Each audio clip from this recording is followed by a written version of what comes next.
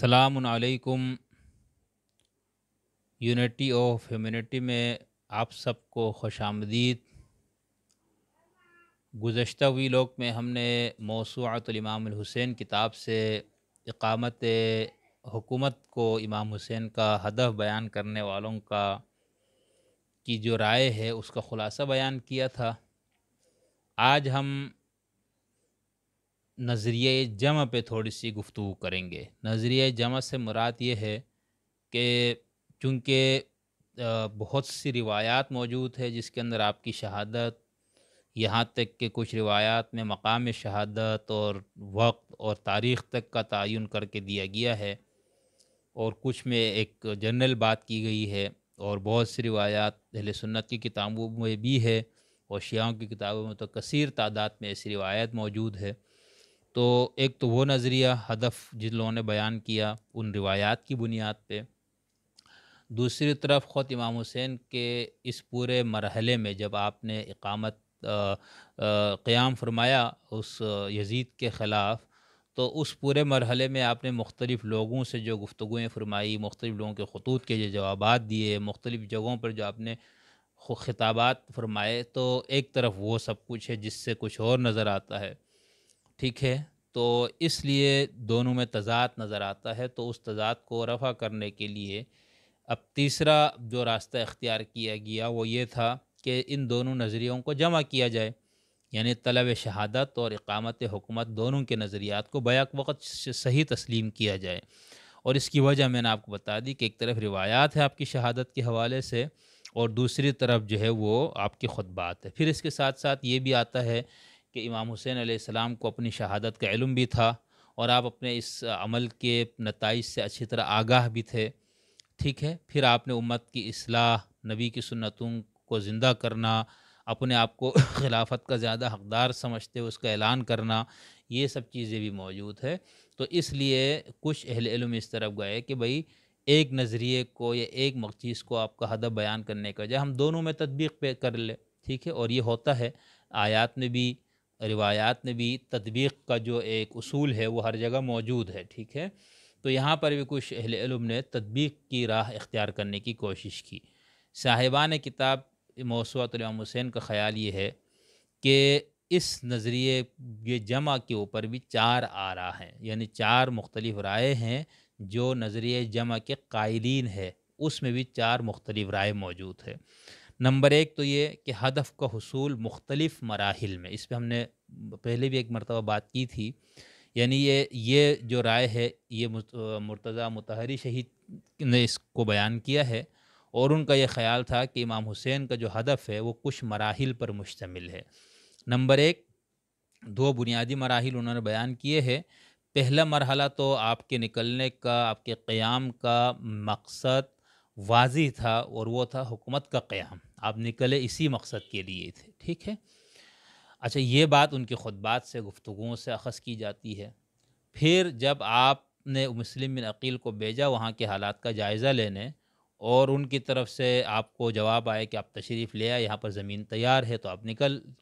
پڑے وہاں سے، مکہ سے۔ پھر راستے میں جب آپ کو اطلاع ملی کہ ان کو شہید کر دیا گیا ہے، تو اب حالات تبدیل ہو گئے، یعنی وہ جتنے معاونین اور انصار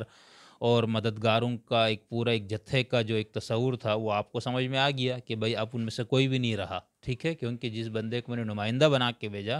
وہ اگر بے دردی سے شہید ہوا اور اس کے ساتھ کسی نے تعاون نہیں کیا ہے، تو اس کا مطلب یہ ہے کہ اب میرے جانے کا پھر مطلب ایک ہی ہے کہ میں اب شہادت کے لیے جا رہا ہوں۔ تو اس طرح سے مرتضیٰ مطہری نے ہدف کو دو مرحلوں میں بیان کیا کہ ہدف آپ کا بنیادی پہلا مرحلہ اقامت حکومت کا تھا، اور اس کی وجہ وہی جس پہ ہم آگے بات کریں گے، ٹھیک ہے۔ ان کے اپنے خطبات کے علاوہ جو خطوط، معاونین کے مددگاروں کا ایک پورا ایک گروہ موجود ہونے کا ایک تأثر، یہ سب کچھ تھا جس کی وجہ سے آپ نے اس کو قیام کو ہدف بنایا، لیکن پھر آپ نے شہادت کو ہی۔ تو اس طرح ان کا یہ خیال ہے کہ دونوں نظریوں میں تطبیق ہو جاتی، کتنی تطبیق ہوتی ہے یا نہیں ہوتی یہ آپ سامعین خود اندازہ لگا لیجئے۔ نمبر دو، دوسری رائے یہ ہے کہ ایک ڈائریکٹ مقصد اور ایک انڈائریکٹ مقصد کا نظریہ ہے، اور یہ تصور جو ہے علامہ عسکری کی طرف منسوب ہے، یا انہوں نے اس نظریے کو یا اس رائے کو پیش کیا ہے۔ ان کے خیال میں حسین علیہ السلام کا مقصد شہادت کا حصول تھا، لیکن آپ یہ چاہتے تھے کہ لوگ یزید کے خلاف مسلح جد و جہد کریں، ٹھیک ہے، یعنی آپ کو یہ معلوم تھا کہ آپ نے شہید ہو جانا ہے، تو روایات کو انہوں نے بچا لیا جس میں یہ سب چیزیں آتی ہیں، ان کا انکار نہیں کرنا پڑا،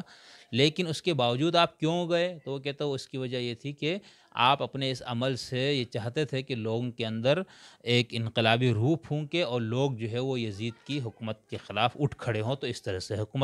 انقلاب آئے گا اور حکومت ختم ہو جائے گی۔ تیسری رائے یہ ہے کہ حکومت کا قیام شہادت کا علم ہونے کے ساتھ ساتھ، ٹھیک ہے، یہ آیت اللہ استادی کا نقطۂ نظر ہے، اور ان کا یہ خیال ہے کہ ہم یہ نہیں کہتے کہ امام حسین قتل یا شہید ہونے کے ہدف کے ساتھ روانہ ہوئے تھے، بلکہ آپ گئے تھے باوجود اس کے کہ آپ کو معلوم تھا کہ آپ قتل ہوں گے، لیکن ظاہری طور پر آپ حکومت کے قیام کے لیے گئے تھے اہل کوفہ کی دعوت پر، یعنی ان کی دعوت پر بظاہر جو نظر آ رہا تھا اور جو لوگوں کو بھی پتہ تھا وہ یہی تھا کہ بھئی تو کوفیوں کی دعوت ہے، انہوں نے بلایا ہوا ہے آپ کو اتنے خطوط لکھ کے، لہٰذا آپ ظاہری طور پر حکومت کے قیام کے لیے تشریف لے گئے تھے۔ آپ اس بات کے مکلف تھے، یہ اس استاد آیت اللہ استادی کا خیال ہے کہ آپ اس بات کے مکلف تھے کہ اہل کوفہ کی دعوت قبول کرتے، ٹھیک ہے، حکومت کے قیام کے لیے جو ان کی دعوت تھی اس کو قبول کرتے، اور امام جانتے تھے کہ یہ ہدف حاصل نہیں ہو سکے گا۔ کوفیوں کی دعوت کو قبول کرنا اور حکومت کا خیال اس بات کی نفی نہیں کرتے کہ آپ کو شہادت کا علم نہیں تھا، ٹھیک ہے، کیونکہ کچھ لوگ اس بات سے کو لیتے ہیں، جیسے خاص طور پر نجف آبادی صاحب وغیرہ، کہ چونکہ آپ کو اس طرح سے علم نہیں تھا کہ اسی دن اسی جگہ اور اسی مرحلے میں ہی میری شہادت ہونی اور میں جا ہی شہادت کے رہا ہوں، آپ کو اس بات کا علم نہیں تھا، آپ تو ظاہری جو کچھ نظر آیا آپ کو اس کو دیکھ کے آپ نے قدم اٹھایا تھا۔ تو یہ کہتے ہیں کہ یہ جو کوفیوں کی دعوت کا قبول کرنا، اس سے اگر آپ یہ دلیل لیتے ہیں کہ امام کو شہادت کا علم نہیں تھا، ٹھیک ہے، اور اس دعوت کی بنیاد پہ آپ حکومت کے قیام کے لیے نکلے ہیں، تو یہ اس بات کو ثابت کرنے کے لیے کافی ہے کہ آپ کو اپنی شہادت کا علم نہیں تھا۔ تو استاد صاحب کا یہ خیال ہے کہ یہ تصور درست نہیں ہے، ٹھیک ہے، آپ کو شہادت کے ہم یہ عقیدہ رکھتے ہیں کہ آپ کو اپنے اس کام کا انجام معلوم تھا۔ تو یہ ہے تیسری رائے۔ چوتھی رائے یہ ہے ظاہری اور باطنی پہلو، یعنی جن لوگوں نے نظریہ شہادت اور نظریہ اقامت حکومت میں جمع کرنے کی کوشش کی، تطبیق کی کوشش کی، اس میں چوتھی رائے اصحاب مؤلفین موسوعہ امام حسین والوں کے نزدیک وہ ہے ظاہری اور باطنی پہلو کا نظریہ، یعنی حضرت امام حسین علیہ السلام کا شہادت کے علم ہونے اور اقامت نظام اسلام کے درمیان تطبیق کے لیے کچھ لوگوں نے ظاہر اور باطن کی تعبیر پیش کی ہے۔ پاسداران وحی کے مؤلفین لکھتے ہیں کہ امام حسین نے اہل کوفہ کے قیام حکومت کی دعوت کو قبول کی، یعنی آپ کو دعوت ہی اس لیے دی تھی کہ ہم اس حکومت کو ظالم کو ختم کر کے ایک عادل حکومت لانا چاہتے ہیں اور اس کے لیے آپ ہی اس کے ایک مستحق ہے۔ یہ ظاہری پہلو تھا، یہ ظاہری طور پر تھا، نہ کہ فی الواقع، ٹھیک ہے، اور آپ نے بظاہر حکومت کے قیام کے لیے کوشش کی، لیکن حقیقت میں آپ کا یہ ارادہ نہیں تھا، کیونکہ آپ کو معلوم تھا کہ آپ کوفہ پہنچنے سے پہلے ہی کربلا میں شہید کر دیے جائیں گے، اسی لیے آپ نے کربلا میں شہید ہونے کی آپ علیہ السلام کربلا میں شہید ہونے کے لیے چل پڑے۔ اسی بنیاد پر آپ کا ظاہری عمل آپ کے باطن کے خلاف تھا، یعنی اس بنیاد پہ جو آپ کا ظاہری عمل ہے وہ آپ کے باطن کے خلاف تھا۔ ظاہر تو آپ نے یہ کیا کہ آپ حکومت کے قیام کے لیے جا رہے ہیں، لیکن اصل میں آپ کا ہدف کربلا میں شہید ہونا تھا۔ تو یہ ہے نظریہ اقامت حکومت اور نظریہ شہادت کے درمیان تطبیق کی کوشش کرنے والوں کی چار آرا۔ تو آج کی ویلوگ میں ہم نے اس پہ بات کی۔ اب اس کے بعد ہم سلسلہ وار ان اہل علم و دانش اہل تشیع کے ہاں سے کے نظریات بیان کریں گے جن کا یہ خیال ہے کہ امام حسین نکلے تھے حکومت کا تختہ الٹنے، اپنی حکومت قائم کرنے، اور اس کو فقہ کی اصطلاح میں خروج علی الحاکم سے بھی تعبیر کیا جاتا ہے۔ ہم نے جو اس پہ ڈیٹیل سے بات کی تھی، اب اس کا ایک پہلو آپ کے سامنے آئے گا کہ شیعوں کے نقطۂ نظر سے وہ کس طرح سے اس کو خروج کے پہلو میں جو لوگ شامل کرتے ہیں وہ کس طرح سے کرتے ہیں، ٹھیک ہے، یعنی ظالم، فاسق یا کفر بواح کا مرتکب کوئی حکمران ہو، مسلمان حاکم ہو،